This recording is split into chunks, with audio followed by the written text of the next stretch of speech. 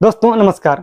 अगर आपका भी सपना है वर्दी पहनने का तो आपके लिए यहाँ पर एक बहुत बड़ी खुशखबरी है, क्योंकि दिल्ली पुलिस में एक वैकेंसी आई है जिसका नाम है दिल्ली पुलिस कांस्टेबल। इसमें टोटल पोस्ट हैं 7,565, जो कि बहुत ज़्यादा नहीं है और बहुत कम भी नहीं है। आप इसकी तैयारी कर सकते हो और आप इसका फॉर्म भर सकते हैं अगर आपको सिलेक्शन लेना है तो।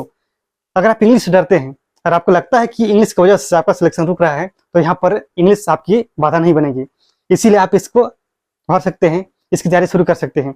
लेकिन इसके बारे में आपको और कुछ जानना चाहिए तैयारी शुरू करने से पहले, तो उसी के बारे में यहाँ पर हम लोग डिस्कस कर लेते हैं।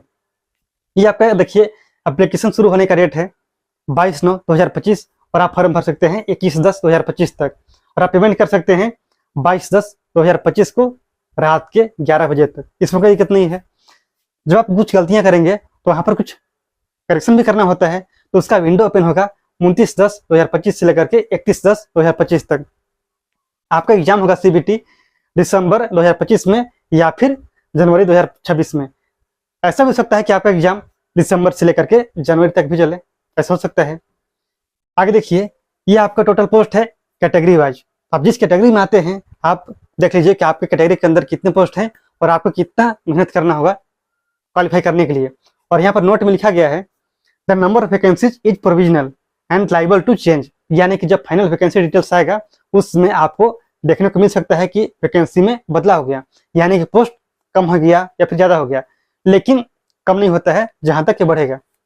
ये आपका पे स्केल कितना है, लेवल 3 है अकॉर्डिंग टू 7 CPC 21,700, जिसका बेसिक पे होता है। आगे देखिए, अगर आपने एनसीसी किया है तो यहाँ पर आपको कुछ छुट्टी मिलने वाला है, यानी कि आपको छुट्टी मिलेगा, एक तरह से आपको यहाँ पर इंसेंटिव यानी कि बोनस मिलेगा। कितना मिलता है यहाँ पर देख लीजिए, 2%, 3%, 5%।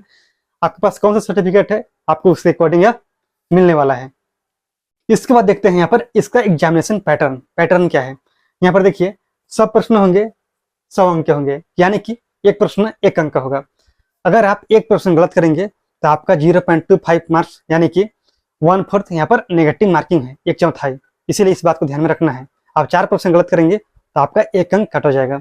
पार्ट ए में क्या है, तो जीके और करंट अफेयर्स है, जिससे कि 50 प्रश्न होंगे और 50 नंबर के होंगे।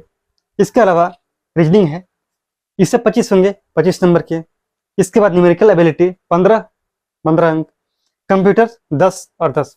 टोटल में मिलेंगे आपको 90 मिनट, यानी कि 1.5 घंटा। आपको इतने समय में इसे सॉल्व करना है। आपका सिलेबस क्या है इसे आप देखिए। जीके का आप देख लो, जीके में आपको क्या पढ़ना है और क्या छोड़ना है।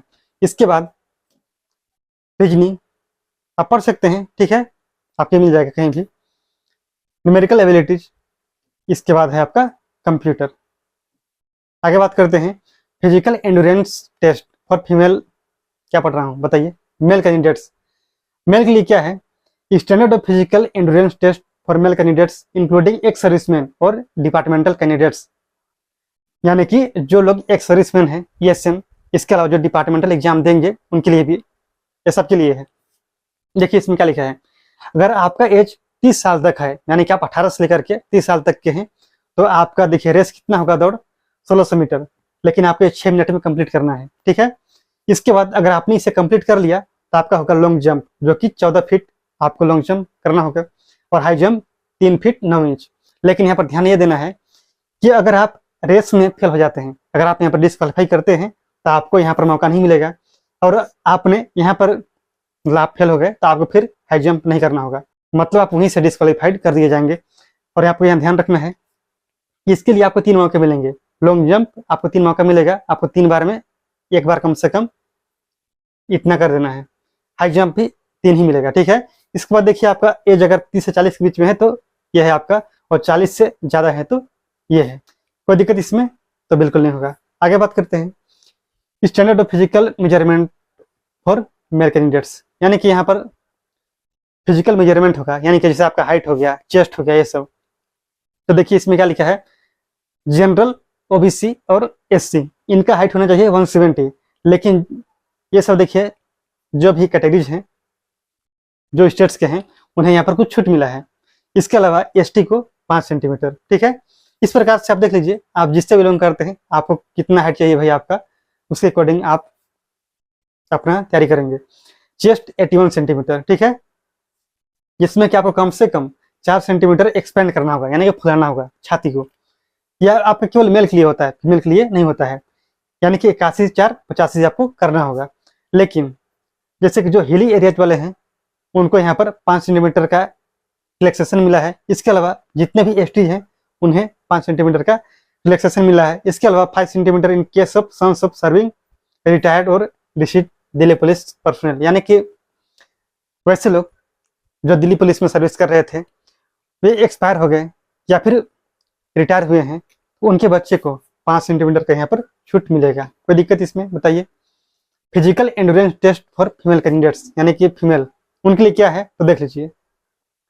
दौड़ उतना ही करना है, आपको समय कितना मिला है उसे ध्यान में रखना है।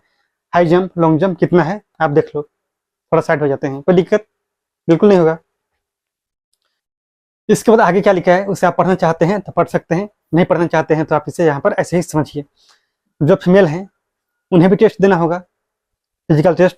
लेकिन मान लीजिए वे प्रेग्नेंट हैं तो कैसे होगा, उन्हें टेस्ट देने से मना कर दिया जाएगा, सिंपल सी बात है। तो वही चीज़ यहाँ पर लिखा गया है कि जो लोग प्रेग्नेंट हैं उन्हें टेस्ट नहीं देना है, उन्हें अलाउ ही नहीं किया जाएगा, उन्हें बाद में टेस्ट देना होगा। लेकिन कब, तो after 6 months from the date of delivery of the baby, यानी जब डिलीवरी होगा उसके 6 महीने बाद उनका रिएग्जामिन होगा। यहाँ पर उसके बारे में लिखा गया है, रिएग्जामिन। और जो उनका सीट होगा उसे रिजर्व करके रखा जाएगा। ऐसा नहीं कि उनका सीट किसी और को दे दिया जाएगा, ऐसा नहीं होगा। उनका सीट रिजर्व रहेगा, यानी कि सेफ रहेगा, किसी को मौका नहीं मिलेगा उसके सीट पर। और जब वे फिर से टेस्ट देंगे, क्वालिफाई करेंगे, तो वहाँ पर उन्हें अपॉइंट कर दिया जाएगा, इसमें कोई दिक्कत नहीं है। लेकिन डिस्क्वालीफाई कर जाते हैं तो क्या होगा, बाहर। इसमें कोई दो राय नहीं होना चाहिए, ठीक है। बस आपको इतना ही से समझना है। अगर आपको समझ में आया तो बहुत अच्छी बात है। और हाँ, एक जानकारी यहाँ पर छूट गया था कि आपको 100 रुपये देने होंगे अगर आप जनरल ओबीसी हैं तो, और SC ST हैं तो 0। इसके अलावा अगर आप 12th पास है तो आपके लिए वैकेंसी है, 12th पास नहीं है तो नहीं है, ठीक है। और इसके बारे में क्या बताएं, बताइए।